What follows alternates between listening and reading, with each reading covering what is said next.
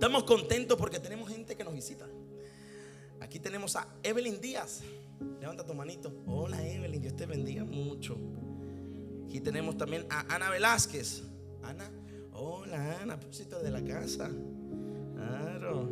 Y tenemos a Eduardo, ¿no? ¿Sí? ¿Quién escribió esto? Eduardo, sí, Eduardo. Ahí tenemos a Eduardo. Ok. ¿Cómo le dice la iglesia a las personas que nos han visitado? Sean bienvenidos en medio nuestro. Esto es casa de Dios y puerta del cielo. Por lo tanto es tu casa. Eso.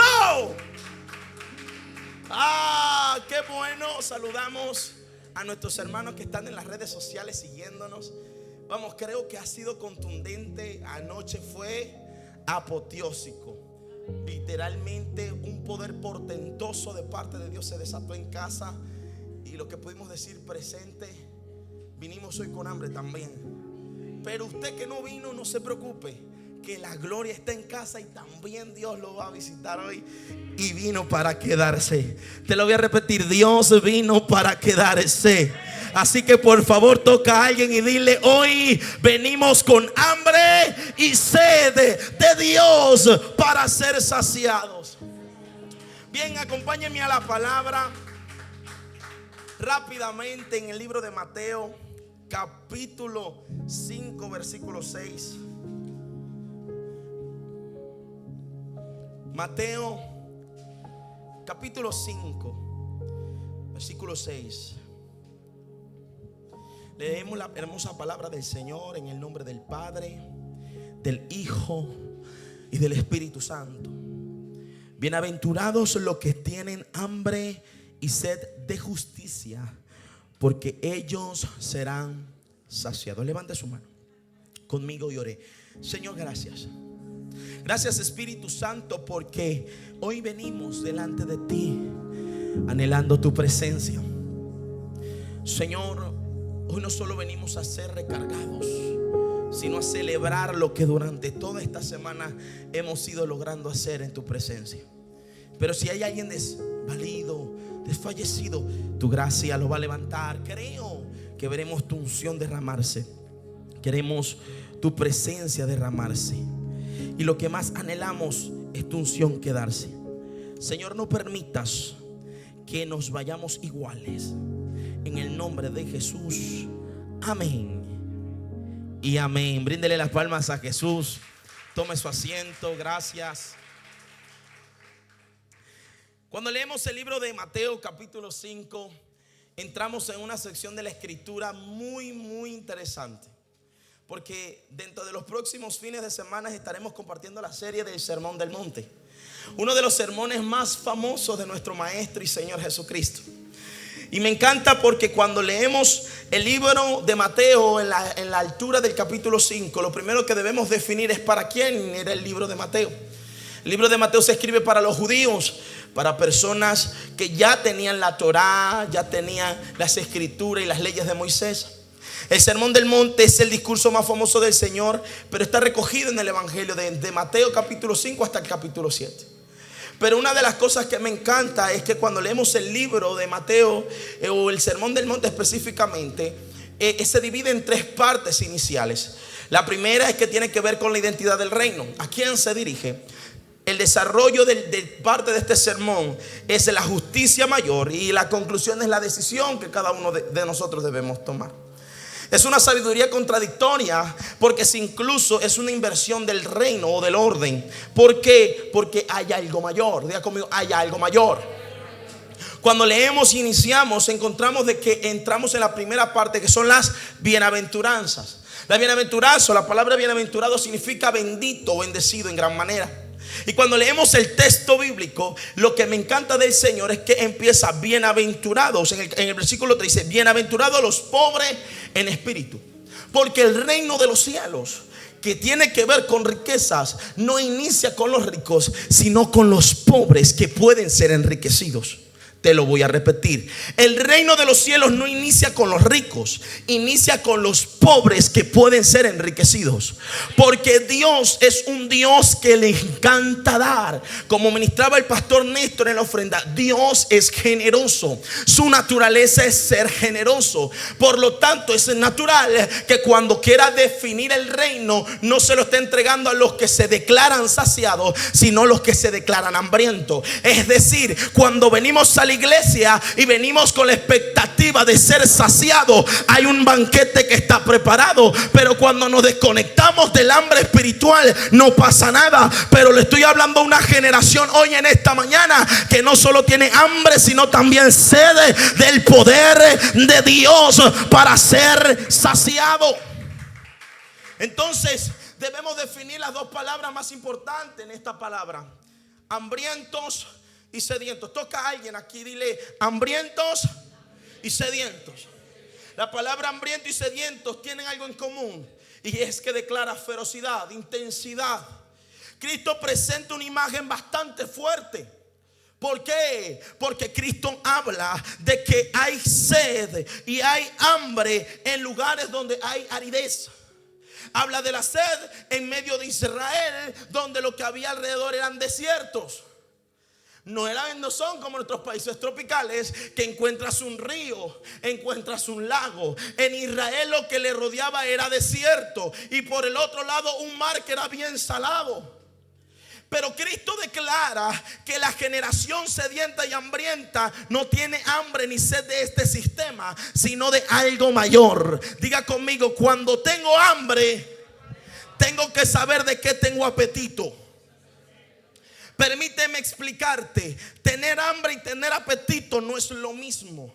Es más, cuando hablamos del hambre, estamos hablando de una necesidad fisiológica. Es como cuando no te apetece nada, pero dentro te ruge el estómago, un sentimiento de vacío es fisiológico. Pero cuando hablamos del apetito, es un deseo psicológico. Y hay gente que tiene hambre de Dios, pero que no desean a Dios. Aló, te lo voy a repetir: afuera sobran personas que saben que necesitan a Dios, pero dentro de ellos no desean a Dios.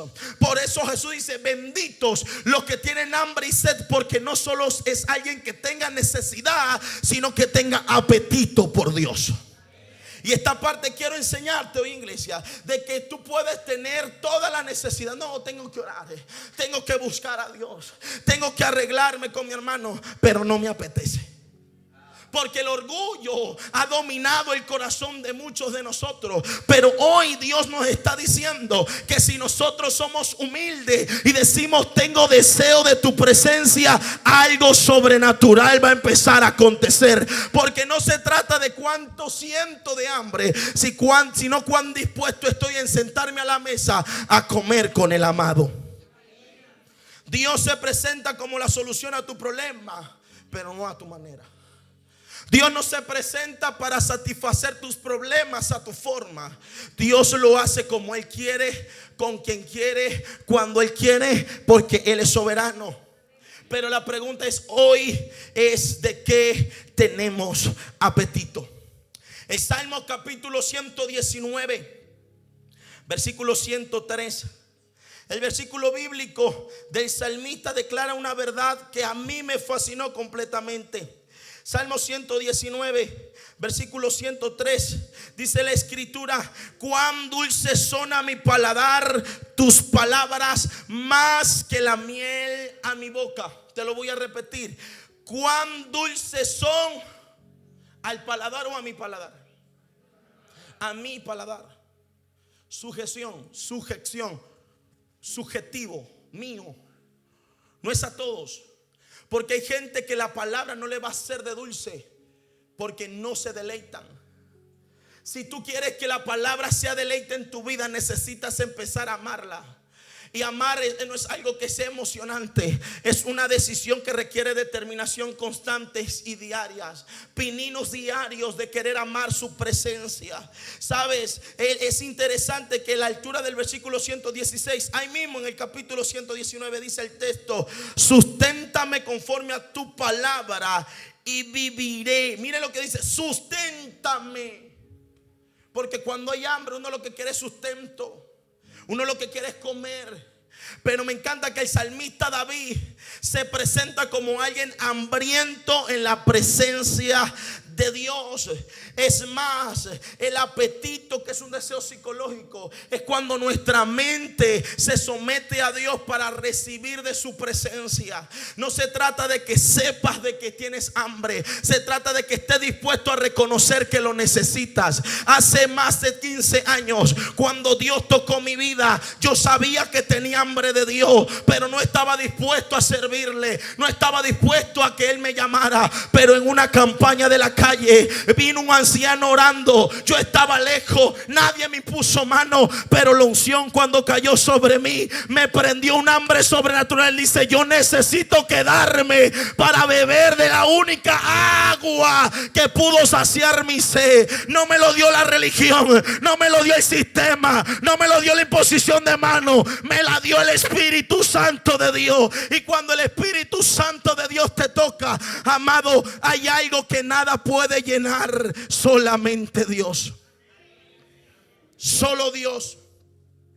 Por eso en Juan capítulo 6 versículo 35, Jesús le declara a esta generación: el que cree en mí no tendrá hambre. Porque la única manera de poder saciar tu hambre y tu sed inicia con la fe. Diga conmigo: fe. Tú no puedes saciar tu hambre y tu sed si no tienes fe. Si vienes con todas las ganas de tener un club social en tu iglesia, pero no de recibir de Dios, no vas a recibir nada. Porque la iglesia es una comunidad que juntos adoramos a Dios. Está bien que conversemos y conectemos en la iglesia, pero el centro es que nuestras conversaciones glorifiquen a Dios. No me interesa que conversemos problemas, pero no involucremos a Dios. Me interesa que hablemos problemas o hablemos soluciones. Dios te ha metido en el asunto. Porque si Dios está metido en el asunto, prepárense, porque tenemos el plano, tenemos el arquitecto, pero tenemos el que va a financiar todos los proyectos. Tenemos el que dice sí y el amén. Ese es el que vale la pena tener dentro de nuestras conversaciones. Así que cuando leemos la palabra del Señor, exactamente allí en el libro de Mateo capítulo 4, Jesús le responde a Satanás: Satanás, escrito está, no solo de pan vive el hombre, sino de toda palabra que sale de la boca de Dios. Sí, está bien que comamos, está muy rica la arepa, está muy rico el pabellón, está muy rica la cachapa, pero eso no va a poder llenar mi hambre espiritual. Sí, está muy bien que tú y yo salgamos a comernos un McDonald's, está excelente que nos salgamos a tomarnos un café, pero eso no va a llenar tu hambre espiritual. Hoy, iglesia, vengo a decirte de que tu tiempo de fe con el Espíritu va a llenar un tiempo sobrenatural de eternidad. Me encanta porque Dios me lleva el texto de Corintios que dice: el ejercicio del cuerpo sirve para poco, pero si te entrenas para la piedad, tienes beneficio de esta vida y de la que viene. Hay gente que tiene que tener pleito aquí para ver la gloria en el cielo. Tienes que tener hambre de Dios. Mira, Deuteronomio capítulo 8, a la altura del versículo 3, me estoy encontrando a Dios hablándole a Moisés y al pueblo. Mira que Dios te dio maná, alimento que no conocieron tus padres. En el texto, en la textual cuarta edición, dice exactamente comida de ángeles. Y sabe, para que sepas que el hombre no es sustentado por la comida que produce, es sustentado por la palabra que sostiene. Te lo voy a repetir: no importa si te falta comida, no importa si te falta alimento, hay una palabra que puede cambiarlo todo, que puede transformar tu casa. Esa palabra es la de Dios. Ay, diga conmigo: hambrientos y sedientos. Salmo 63:3. El salmista David se encuentra perseguido por Saúl. Imagínenselo, pleno desierto, madrugada, en la mañana frío, en la mañana calor, en la noche hace mucho frío, helado, horrible. Y viene un David que en medio del desierto, exactamente en el desierto de Judá, dice: Dios mío eres tú, de madrugada te buscaré.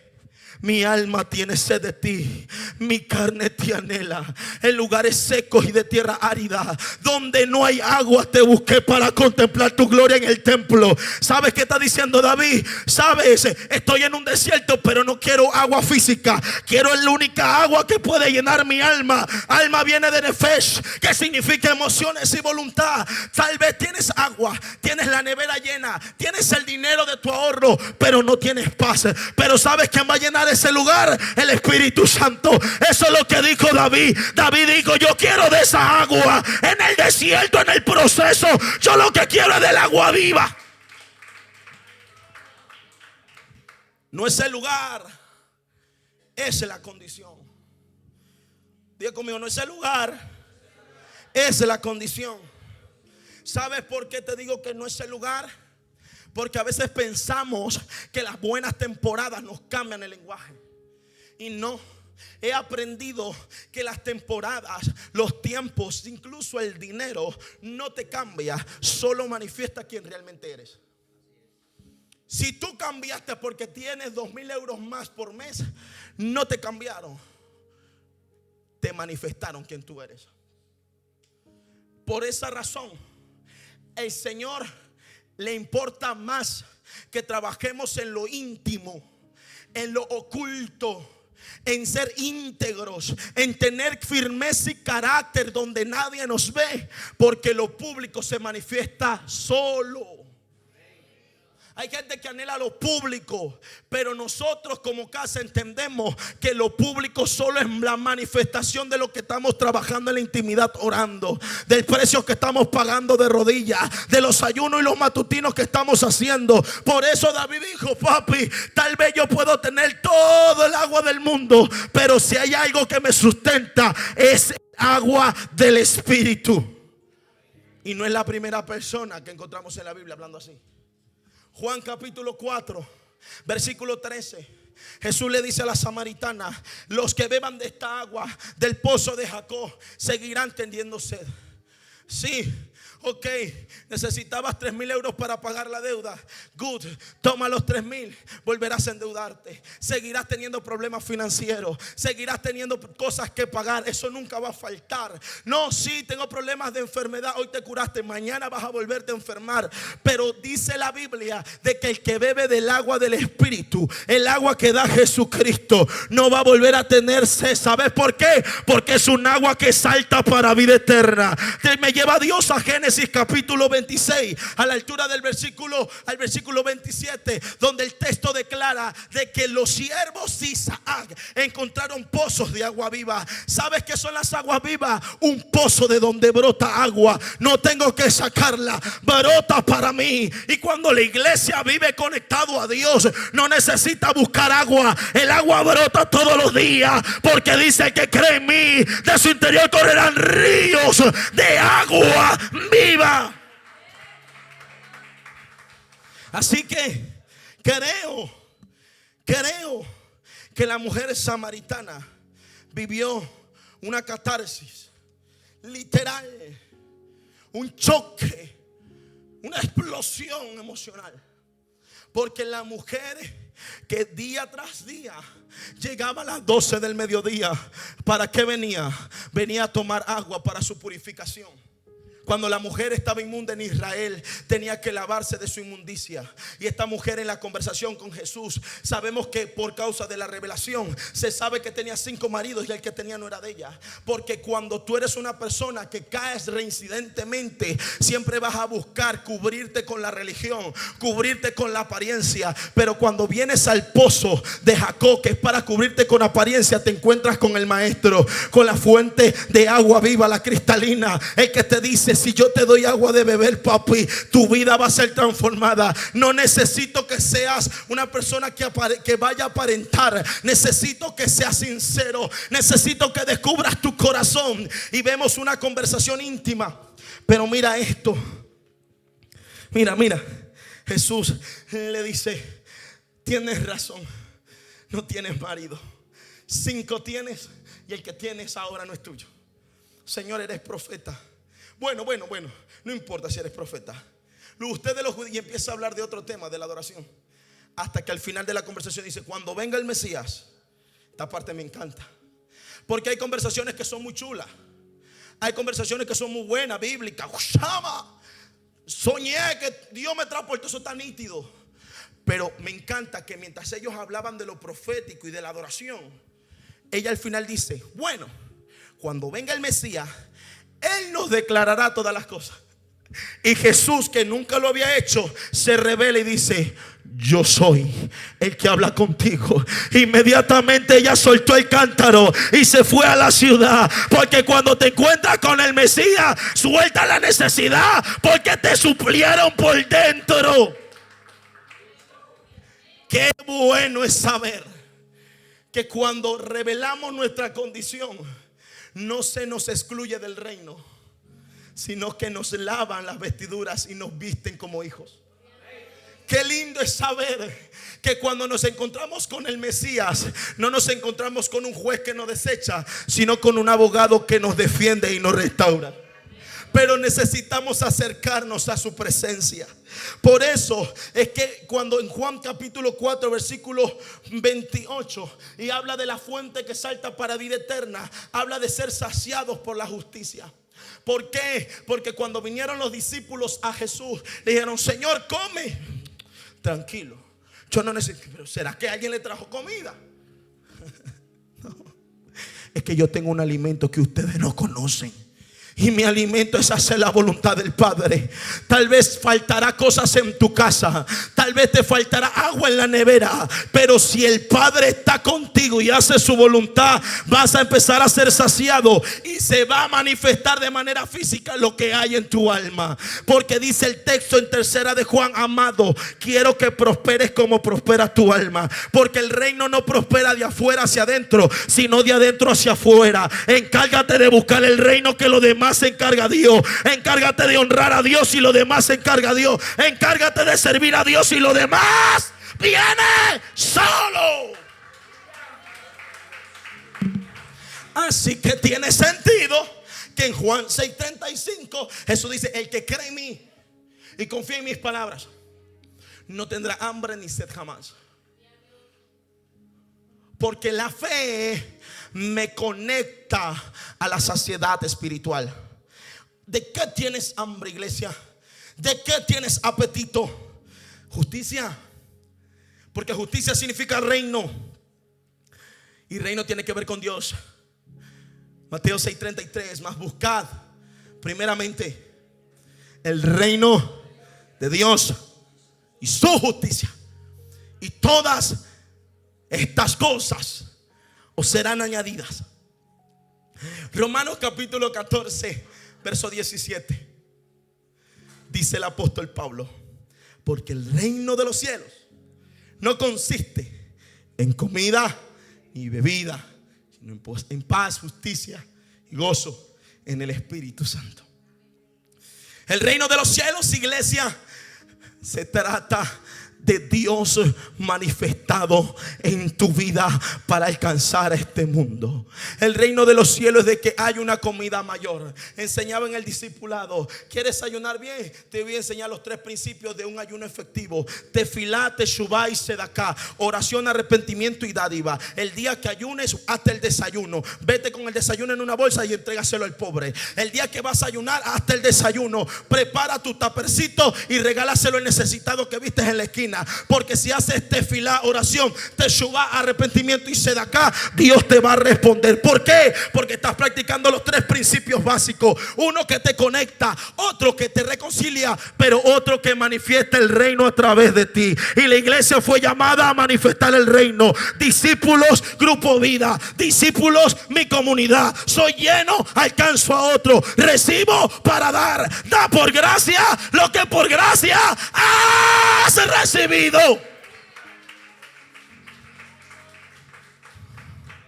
No es hambre y sed por este mundo, es hambre y sed por Dios. Necesitamos de Él.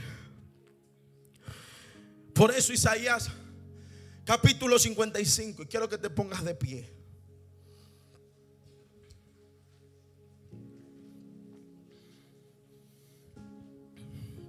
Isaías capítulo 55, versículo 1 al 3. Quiero que lo leas conmigo, iglesia.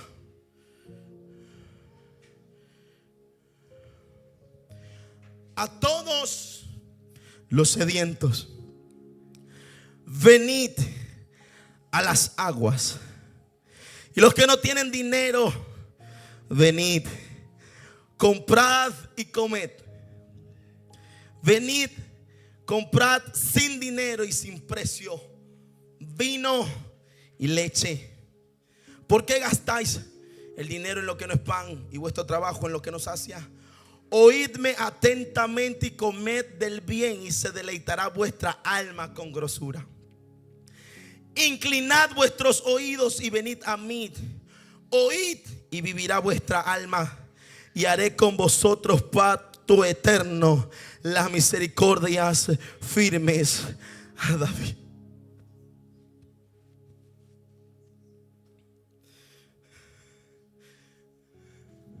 Gastas tu energía, trabajo, casa, pero hay una cosa que te pide Dios: ven a mi presencia,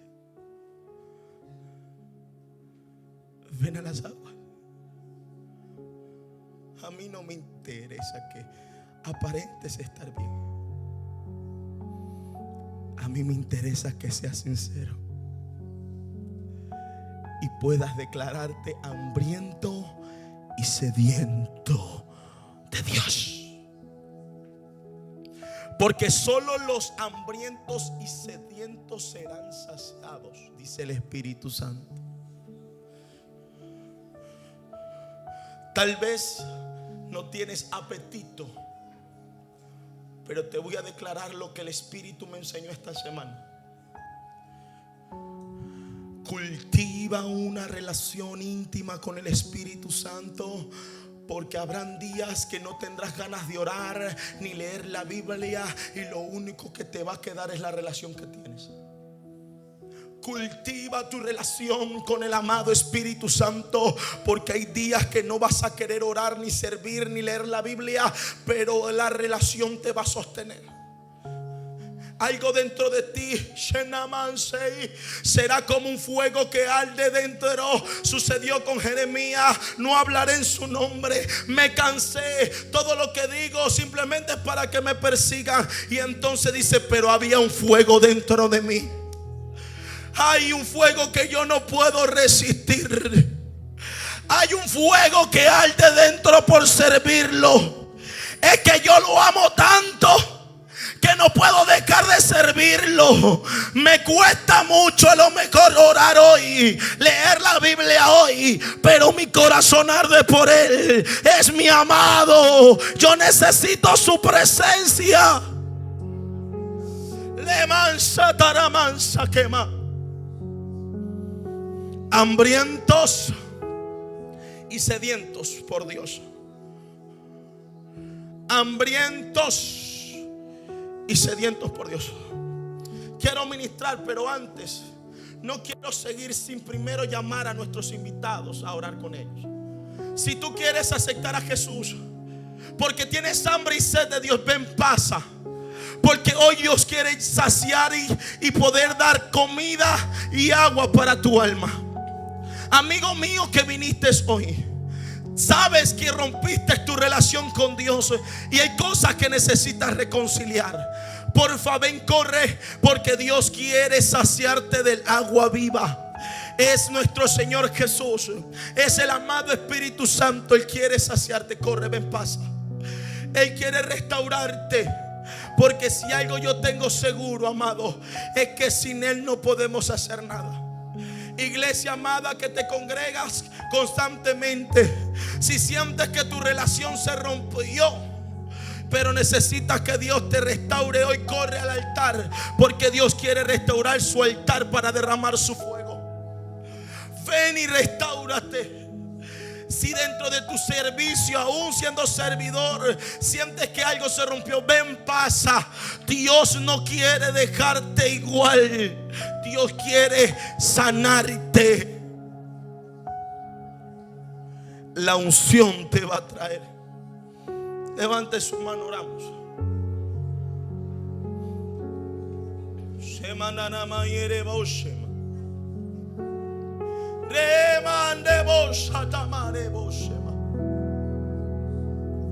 Nema mama y tu brimasi quebranda braste namasu temas. Tráelos, Jesús.